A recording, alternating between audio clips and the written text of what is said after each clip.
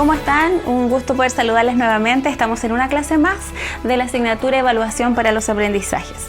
En la clase de hoy vamos a profundizar un poquitito acerca de los componentes de la evaluación.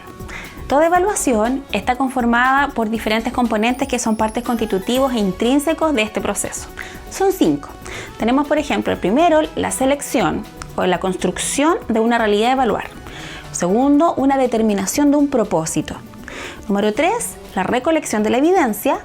Luego, hacer un juicio de esa realidad evaluada para finalmente tomar acciones con respecto a esta realidad que hemos evaluado. Nos vamos a ir deteniendo paso a paso para que tengamos una mayor comprensión de cada uno de estos aspectos. Vamos con el primero, que tiene que ver con la selección o la construcción.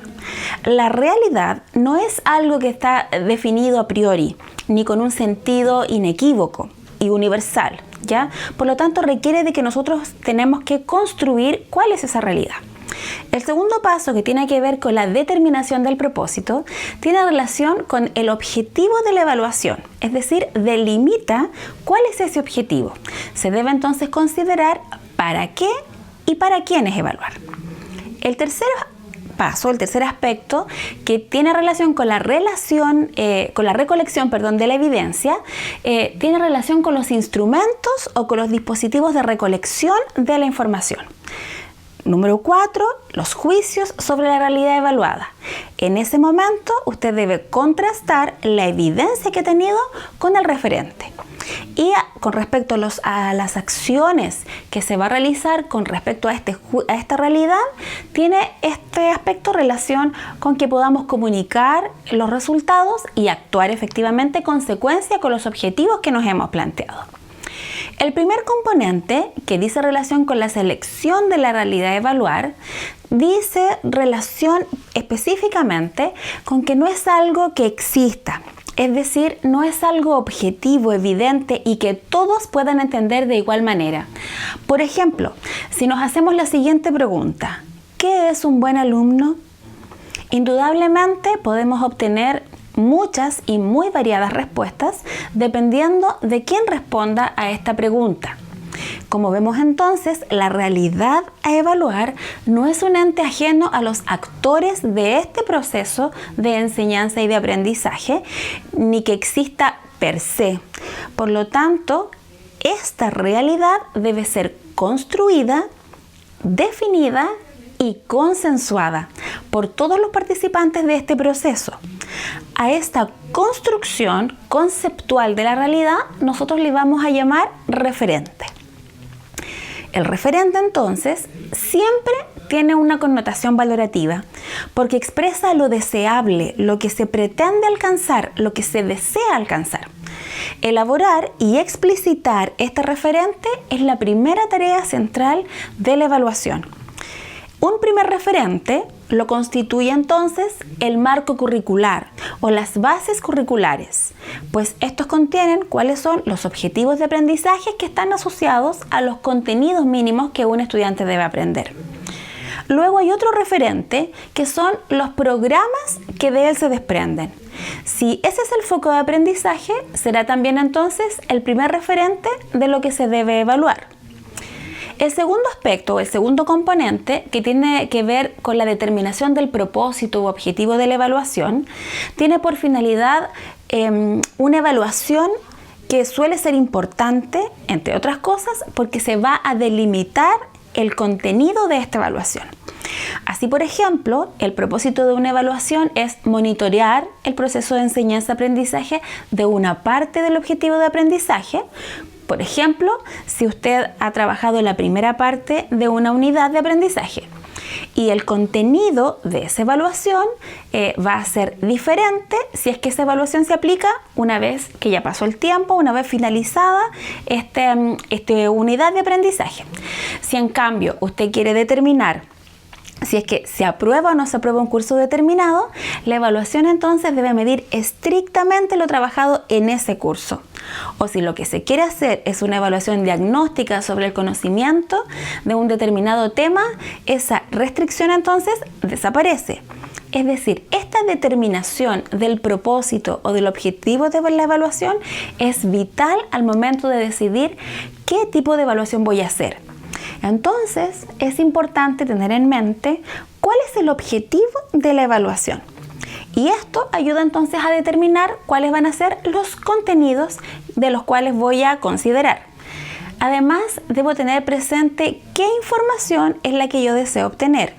Y eso va a clarificar cuáles van a ser los reactivos que debo poner en una evaluación para efectivamente obtener la información que se desea recoger. Un reactivo se refiere entonces a una instrucción dada, a una tarea de ejecución, o bien a un ítem de una prueba o de una guía de trabajo. En el tercer aspecto, que tiene relación con la recolección de la evidencia, esto es una muestra concreta de información acerca de la realidad que nos interesa conocer y evaluar. Los instrumentos de evaluación son dispositivos que nos van a permitir entonces recoger este aspecto de la realidad definida antes en el referente. Debemos entonces cautelar que los instrumentos evaluativos sean los adecuados para recoger la información que efectivamente nosotros queremos. Del mismo modo que no medimos, por ejemplo, la velocidad del viento con un termómetro, no podemos entonces usar una prueba que tenga exclusivamente ítems de respuesta cerrada o alternativa para poder medir la producción escrita. Entonces, es muy importante tener presente que existe una variedad de instrumentos de evaluación para poder recoger diferentes tipos de información. Entre los instrumentos de evaluación que generalmente se utilizan en las actividades pedagógicas, podemos mencionar, por ejemplo, los registros de observación, las pruebas escritas, las pruebas prácticas, las carpetas de los alumnos, las encuestas de opinión, entre muchas otras. Cuando nos vamos entonces a un cuarto aspecto que tiene relación con el análisis y el juicio de valor, es entonces importante recordar aquellos conceptos que hemos trabajado antes: medición, evaluación, calificación. Decíamos que toda evaluación implica una medición, pero que no necesariamente toda medición implica una evaluación, pues una medición solo puede quedarse en la recolección de los datos observados.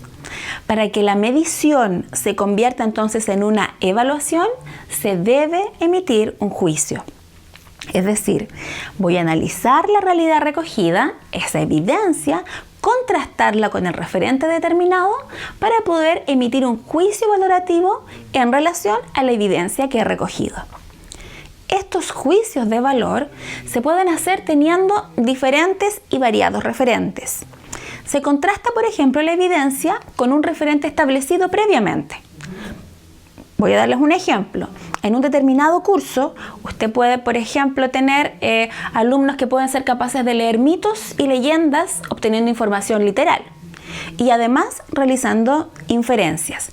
Si la evaluación de ese alumno se hace diciendo que solo pudo obtener información literal, pero no fue capaz de realizar inferencias, estamos entonces frente a una evaluación basada en criterios, es decir, una evaluación criterial.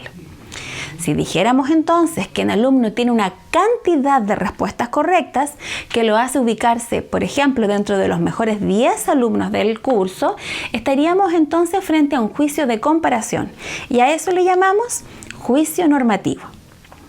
Cuando pasamos a la siguiente etapa, que son las acciones sobre la realidad evaluada, debemos recordar que el propósito y razón de ser de toda evaluación es tener alguna consecuencia sobre esta realidad. Las consecuencias pueden ser de diverso tipo, pero una evaluación no es tal si no pretende tener algún tipo de consecuencia, al menos una nueva comprensión de la realidad evaluada que ayude a los actores a pensar en nuevas formas o en nuevos modelos de actuar. Una de las consecuencias que se espera que tenga una evaluación es entregar información a los estudiantes acerca de cuáles son los aprendizajes logrados y cuáles no, para que con la orientación del profesor puedan saber qué es lo que se tiene que hacer concretamente para poder mejorar. Otra consecuencia esperable es que la evaluación entregue información al profesor acerca de qué aspectos de su metodología debe modificar para ayudar a los estudiantes a mejorar en sus aprendizajes. Algunas veces no solo será un cambio metodológico, ya que incluso puede implicar un cambio más global, incluso en la planificación, como por ejemplo replantearse los objetivos de aprendizaje, las actividades de aprendizaje o incluso de la evaluación. Finalmente, las acciones sobre la realidad evaluada. Debemos entonces recordar una vez más cuáles son estos componentes de la evaluación: la selección, la determinación del propósito, la recolección de la evidencia, los juicios sobre la realidad evaluada y finalmente las acciones sobre la realidad. Al finalizar esta clase, es importante que ustedes puedan recordar algunos aspectos. Primero, que hay una diferencia entre medir, evaluar y calificar. Segundo, el concepto de evaluación es entendido entonces como un proceso al servicio del ciclo de la enseñanza y del aprendizaje, y por lo tanto esta evaluación es una oportunidad para dar mayores y mejores oportunidades de aprendizaje para nuestros estudiantes. Tercero, la evaluación, en cuanto se basa en una evidencia válida y confiable, no solo retroalimenta a los estudiantes, sino también a nuestras propias prácticas profesionales y nos ayuda a mejorar en el proceso. Cuarto, los diferentes componentes de la evaluación y cómo debemos considerarlo a la hora de elaborar nuestros dispositivos evaluativos nos ayuda para tener claridad de este orden. Número 5. No olvidar el sentido e implicancia de los conceptos de validez y confiabilidad en evaluaciones de pequeña escala, es decir, lo que hacemos nosotros en nuestra labor cotidiana con nuestros estudiantes. Al finalizar esta clase, es importante que usted pueda recordar que el juicio evaluativo siempre es sobre acciones concretas y no involucra al alumno en cuanto persona, y que por lo tanto solo nos ayuda a concluir, pero acotadamente, sobre lo que pudimos observar para la evaluación y nos permite concluir entonces sobre toda su competencia. De esa manera, que un alumno no haya podido, por ejemplo, resolver las ecuaciones de primer grado, no lo convierte en un alumno malo para las matemáticas o para ese eje temático en matemáticas, ni siquiera por la habilidad y contenido delimitado para esa evaluación. Solamente nos informa que en esa evaluación su actuación no alcanzó el nivel determinado. Además, esta información debe servirnos para poder retroalimentarlo con exactitud y precisión, con el fin de posibilitarle un mejor desempeño en otras instancias. De igual manera, si el objetivo a evaluar refiere a habilidades motoras, motrices o afectivas, recordemos que solo nosotros estamos observando una parte, una actuación, y que la competencia de nuestros estudiantes siempre es mucho mayor de lo que en una determinada oportunidad pudimos observar. Finalmente, al cierre de esta clase y de estas dos clases de esta semana, quisiera dejarles con algunas reflexiones importantes del profesor Pedro Ravela. Él dice lo siguiente: la vocación principal de toda evaluación es modificar la realidad, pero la evaluación por sí misma no produce cambios si no hay actores que usen los resultados y tomen decisiones a partir de las valoraciones resultantes de la misma. Les quiero invitar en esta oportunidad a que usted pueda reflexionar, a que pueda evaluar, a que pueda mirar cómo están siendo sus evaluaciones, si está siguiendo este proceso, y si no lo está haciendo, le quiero invitar a que pueda analizarlo y que pueda realizarlo de esta manera, hacia el objetivo de la evaluación, y el resultado y el instrumento evaluativo va a ser efectivo y le va a ayudar a su práctica y también al aprendizaje de sus estudiantes. Nos vemos en la próxima clase.